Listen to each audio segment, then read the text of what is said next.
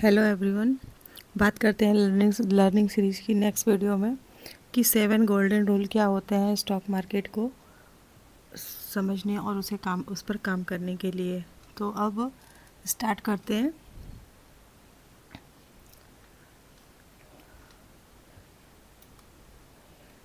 सबसे पहले 7 golden rule of the stock market में क्या चीज़ें आती हैं उसके बारे में हम यहाँ पे देखेंगे।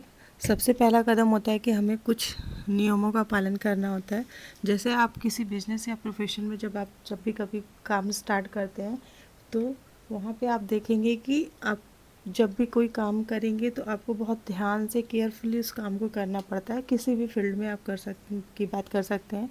जैसे आप एक डॉक्टर की लिए बात कर लो, एक बैंक मैनेजर की बात कर लो, या एक अदर सेक्टर की बात कर लो, या तो आपको उसमें थोड़ा सा टाइम देना पड़ेगा और काम करना पड़ेगा। तो सेम थिंग यहाँ पे भी होता है। अगर आपको इस फील्ड में आना है तो इस फील्ड में आपको कुछ रूल और नियम फॉलो करने पड़ेंगे। जैसे आप अदर में करते हैं, आपको थोड़ा सा टाइम देना पड़ता है, काम करना पड़ता है। सेम थिंग यहाँ पे ट्रेडिंग में भी करना पड़ता है। ट्रेडिंग में कुछ भी ऐसा नहीं होता है कि आप ट्रेडिंग भी कुछ ऐसी ही है जैसे ट्रेडिंग में एक तरह से आप बिजनेस की तरह से ले सकते हैं। ये बहुत ज़्यादा हाई रिस्क होता है और हाई रिवॉर्ड भी होता है। ट्रेडिंग में वो आप करियर की तरह जब भी आप चूज़ करें तो इस चीज़ को दिमाग में रख के चलें कि ट्रेडिंग में जो है high risk and high reward का गेम होता है यहाँ पे। तो आपको यहाँ पे कंसिस्टेंट प्रॉफिट बनाने के लिए कुछ रूल और नियमों का पालन करना पड़ेगा, जिसमें से अब स्टार्ट करते हैं वन बाय वन देखना कि वो क्या नियम होंगे। तो अगर हम यहाँ पे पहले रूल की बात करते हैं तो हमेशा आपको ये समझना पड़ेगा कि मार्केट में जब भी हमें कुछ काम करना होता है तो किसी भी प्रोफेशन में काम करने के लिए जब आप करते हैं तो आपको उसकी नॉलेज रखनी पड़ती है और उसके अकॉर्डिंग आपको उसमें काम करना पड़ता है। सेम थिंग स्टॉक मार्केट में भी बहुत सारे पैरामीटर होते हैं, बहुत सारे फंडामेंटल्स होते हैं, कुछ तरीके होते हैं, प्राइस एक्शन होते हैं, कैंडल स्टिक्स होती हैं, जिन्हें आपको समझना पड़ता है। मार्केट का कुछ ट्रेंड होता है, कुछ न्यूज़ बेस होता है, बहुत सी सारी चीज़ें और पैरामीटर होते हैं जिनको आपको समझ के काम करना पड़ेगा यहाँ पे।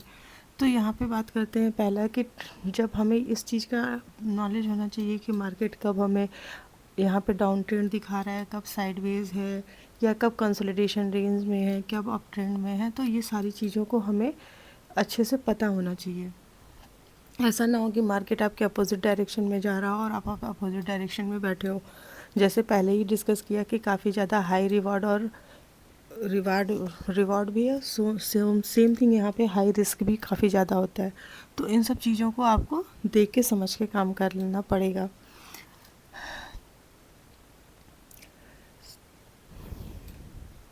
तो सेम थिंग यहाँ पे स्टॉक मार्केट में भी आपको ये सारी चीज़ों को देख के काम करेंगे कि अगर आप मान लीजिए आप किसी चीज़ में आपने कोई स्टॉक्स ही लिया है और अगर आपका स्टॉक्स आपके अपोजिट में जा रहा है तो आपको वहाँ पे इस चीज़ को ध्यान में रखना पड़ेगा कि आप उसमें गलती ना करें, आपके एक अपनी लिमिट के अकॉर्डिंग ही यहाँ पे लॉस प्रेफर करें। कभी भी मार्केट में अगर आप चीज़ों को समझते हैं, जानते हैं, तो आपको उसमें पता होना चाहिए कि मार्केट कब अप ट्रेंड का दिखा रहा है, कब डाउन ट्रेंड का दिखा रहा है, कब साइडवेज है। मतलब हमें कब इस समय मार्केट में एंट्री करनी है, कब एग्ज़िट करना है, इन सारी चीज़ों को आपको पता रखना होना चाहिए। नेक्स्ट बात करते हैं यहाँ पे। वीडियो थोड़ी यहाँ पे लंबी हो सकती है, जिसके पीछे का रीज़न है कि एक एक पॉइंट को डिस्कस करेंगे तो थोड़ा सा यहाँ पे लंबी हो सकती है। दूसरी चीज़ें हैं, आपको अपने लिमिट में ट्रेड करना चाहिए। ऐसा नहीं है कि आपकी लिमिट हो, आप सिर्फ एग्जांपल के तौर पे मान के चलते हैं, आपके लिमिट है कि आप जो भी 50,000 पैसे इन्वेस्ट कर सकते हो और आप ऐसा है कि सोशल मीडिया में देख करके या लोगों से इन्फ्लुएंस हो करके या किसी टेलीग्राम को किसी भी चीज़ों को ज्वाइन करके, व्हाट्सएप ग्रुप को ज्वाइन करके और आप अपनी लिमिट से ज़्यादा यहाँ पे पैसे इन्वेस्ट कर देते हो, तो यहाँ पे आपको ये देख के चलना पड़ेगा कि आपकी लिमिट क्या है। ऐसा नहीं है कि सोशल मीडिया पे आप बहुत सारे लोग दिखाते हैं, अपना पोर्टफोलियो दिखाएंगे कि उनको 5 लाख का प्रॉफिट हुआ, 10 लाख का प्रॉफिट हुआ, 1 करोड़ का प्रॉफिट हुआ, जिसको देखकर लोग जल्दी ही इन्फ्लुएंस हो जाते हैं और इन्फ्लुएंस होकर स्टॉक मार्केट में आते हैं और बिना ही सीखे सोचे समझे बिना ही वो यहाँ पे अपनी लिमिट से ज़्यादा जो है पैसे इन्वेस्ट करते हैं, और जिसकी वजह से बिना नॉलेज के आप अगर इसमें काम करोगे तो आपको ज़्यादा नुकसान होने के चांसेस ज़्यादा रहते हैं। अगर आपकी लिमिट है कि आप मान लिया आपने 50,000 इन्वेस्ट किया, तो आपकी लिमिट है, मान लो आप पर डे 500 या 1,000 रुपये का लॉस ले सकते हो, और आप उसमें की जगह आप 10,000, 20,000, 30,000 का लॉस ले लोगे because of the social media के आप देख के आप इन्फ्लुएंस होते हो, और जिसकी वजह से आप सोचते हो कि मैं भी जल्दी जल्दी पैसे यहाँ से अर्निंग कर लूँ या अपने पैसे को मल्टीप्लाई कर लो, जिसकी वजह से आपसे यहाँ पे मिस्टेक होगी, जो मिस्टेक के कारण क्या होगा कि आपको बहुत बड़ा लॉस उठाना पड़ेगा। तीसरे कदम की अगर हम बात करते हैं यहाँ पे, तो आपको जल्दीबाजी नहीं करनी चाहिए, बहुत पैनिक नहीं होना चाहिए कि मार्केट कितने भी बड़े या छोटे ट्रेडर क्यों ना हो, सबसे ऐसा होता है कि मार्केट में कुछ चीज़ें एंट्री उनसे मिस होती है। एग्जैक्ट एंट्री कोई भी नहीं पकड़ सकता है। हाँ, सब लोग एक अकॉर्डिंग टू अपने कह सकते हैं प्लान के अकॉर्डिंग ही यहाँ पे एंट्री करते हैं, और प्लान के अकॉर्डिंग ही यहाँ पे एंट्री के बाद आपका क्या एग्ज़िट बनता है, आपके उसके अकॉर्डिंग ही यहाँ पे ट्रेड करना चाहिए। ऐसा नहीं है कि क्योंकि मार्केट काफ़ी लंबा और रहता है और मार्केट में काफ़ी टाइम होता है, मार्केट आपको अगेन से अपॉर्चुनिटी देगा, तो आप उसके लिए थोड़ा सा वेट करके आराम से कर सकते हैं। यहाँ पे चीज़ों को समझना पड़ेगा कि मार्केट में कोई आपकी कैंडल स्टिक हो, कोई आपका प्राइस एक्शन हो, कोई आपका पैटर्न हो, उन सब चीज़ों को पहचानना पड़ेगा, सपोर्ट रेजिस्टेंस को जानना पड़ेगा। इसके अकॉर्डिंग आप अपना ट्रेड इनिशिएट कर सकते हैं। जल्दीबाजी ना करें। कई बार होता है लोगों को फोमो आता है, लोग सोचते हैं कि दिमाग में जब आप स्टार्टिंग में आओगे तो आपको लगेगा कि सारे ट्रेड हमारे ही मिस हो रहे हैं, तो आप जल्दीबाजी करोगे, और जल्दीबाजी के चक्कर में क्या होगा कि आप गलत एंट्री करोगे, और गलत एंट्री होने पे फिर आपकी जल्दी बड़े लॉस को आपको उठाना पड़ेगा। और आप जब आपके बड़े लॉस होंगे तो फिर आप मार्केट में फिर आपका मतलब आपको रिवेंज करने का मन करेगा, आप सोचोगे कि जल्दी से ही उसे हम रिकवर कर ले, पर यहाँ पे ऐसा नहीं होता है। फॉर एग्ज़ाम्पल आप मान के चल सकते हो कि जैसे अगर आपने कोई स्टॉक्स लिया या किसी भी चीज़ में आपने ट्रेड किया, और आपने जिस बाइंग प्राइस पे बाइंग किया और मार्केट अगेन से मतलब कहते हैं कि मार्केट एक बार करेक्शन करने के बाद आपके लेवल पे आता है, मान लीजिए मार्केट काफ़ी ज़्यादा हाई लगा चुका है, तो आपको थोड़ा वेट करना पड़ेगा कि मार्केट एक सही लेवल पे आए, फिर आप उसमें एंट्री करो, तो आपको एक ऑन एन एवरेज आपको प्रॉफिट मिलेगा कि हाँ मार्केट यहाँ से यहाँ तक हमको मूव करेंगे, हमें इतना कैप्चर करना है, उसके अकॉर्डिंग आप यहाँ पे एंट्री कर सकते हो।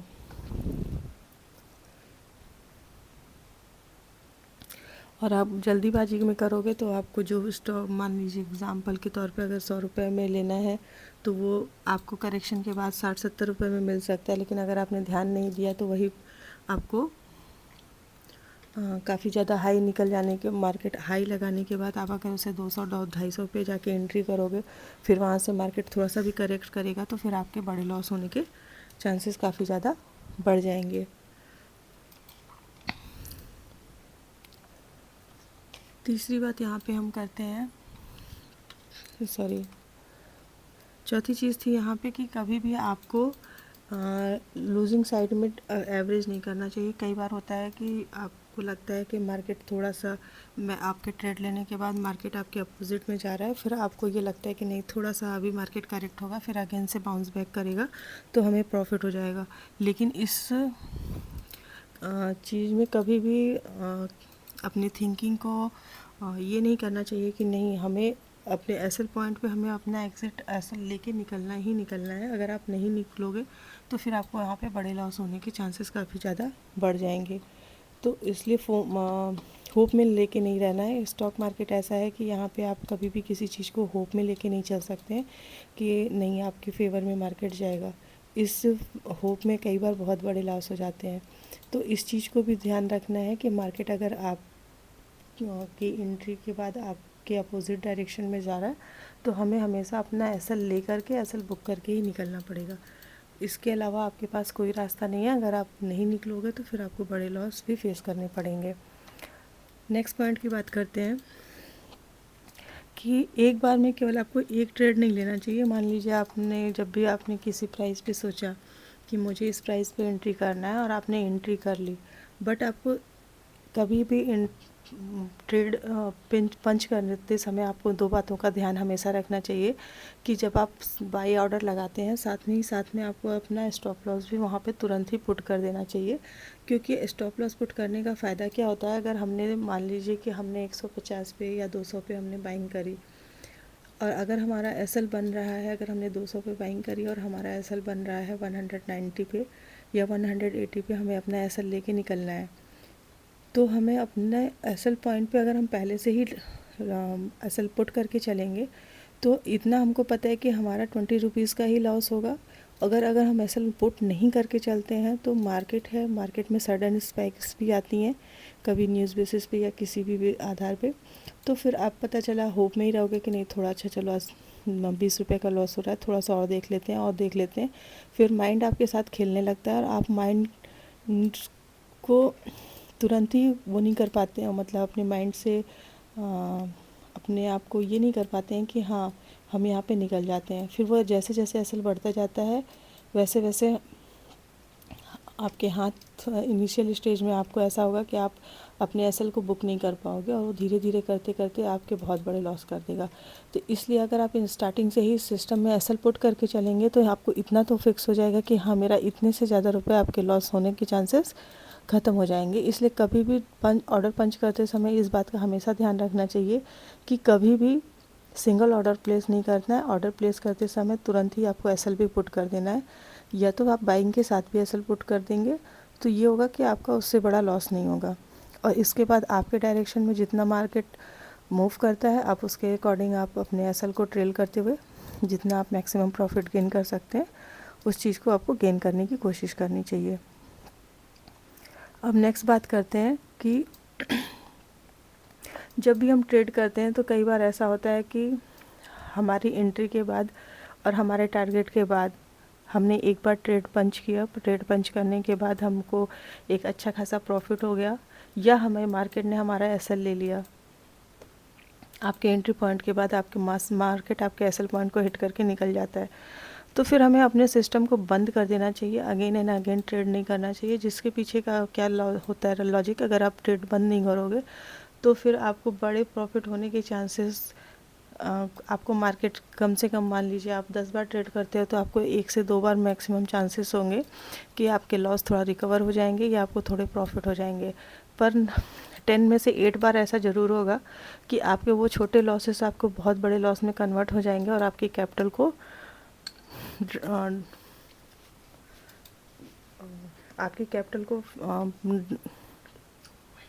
वाइप आउट कर देंगे, जिससे आपका कैपिटल फिनिश हो जाएगा और आप अगले दिन आपके पास ट्रेड करने के लिए कैपिटल आपके पास रहेगी ही नहीं।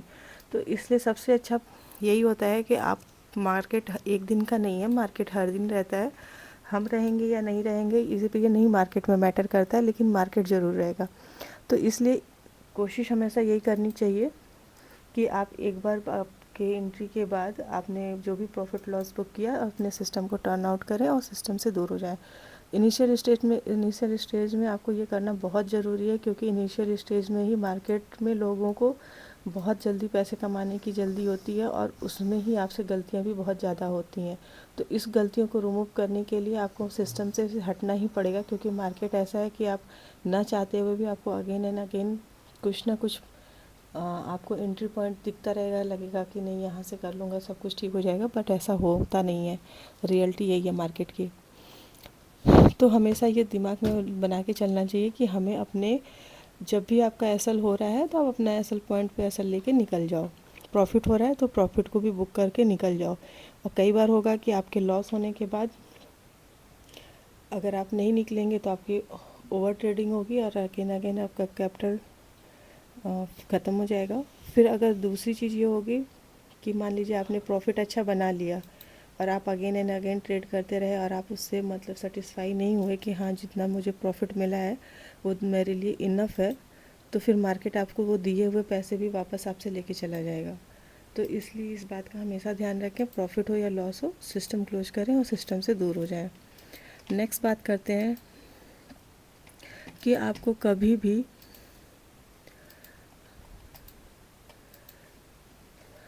लो रिस्क लॉस रिकवर करने के बारे में कभी भी नहीं सोचना चाहिए, क्योंकि बहुत लोगों के साथ होता है इनिशियल स्टेज में, जब आप आएंगे सोशल मीडिया से इन्फ्लुएंस रहेंगे तो आपको लगेगा कि नहीं, मैं जल्दी से जल्दी पैसे बहुत ज़्यादा बना लूँगा और बहुत जल्दी मैं भी उस स्टेज पे पहुँच जाऊँगा। जो लोग होंगे कि आप सोशल मीडिया को देख कर यहाँ पर इन्फ्लुएंस होकर आते हो, बट आपने उनकी सक्सेस को तो देख लिया पर उनके फेलियर्स को नहीं देखते हैं। सिर्फ हम सिक्के के एक पहलू को देखते हैं कि हाँ, उनकी सक्सेस हमें दिखती है प्लस, लेकिन उसके पीछे का उनका जो हार्ड वर्क होता है, जो उनका डेडिकेशन होता है, जो उनकी मेहनत होती है, उसे हम इग्नोर कर देते हैं। और उन्होंने उसके लिए कितना टाइम दिया है उस चीज़ को हम ध्यान नहीं देते हैं।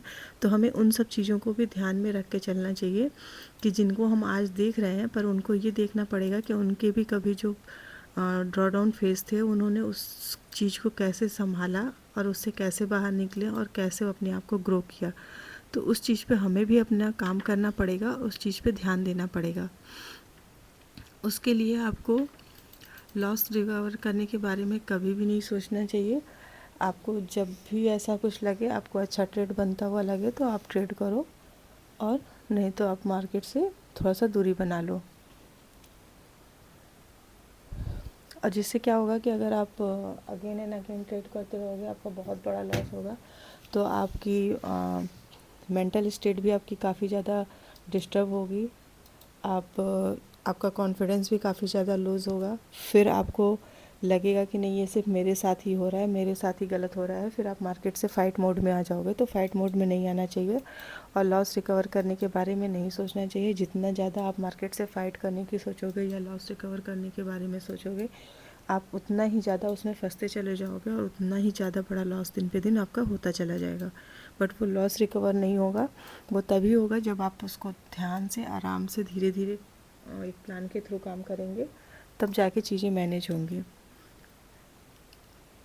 तो अब यहाँ पे क्या, नेक्स्ट चीज़ देखते हैं। जैसे आप सोचते हो कि जैसे आप अदर काम करते हो किसी भी चीज़ में, तो आपको धीरे धीरे एंड ग्रो होता है, धीरे धीरे ग्रो करते हैं।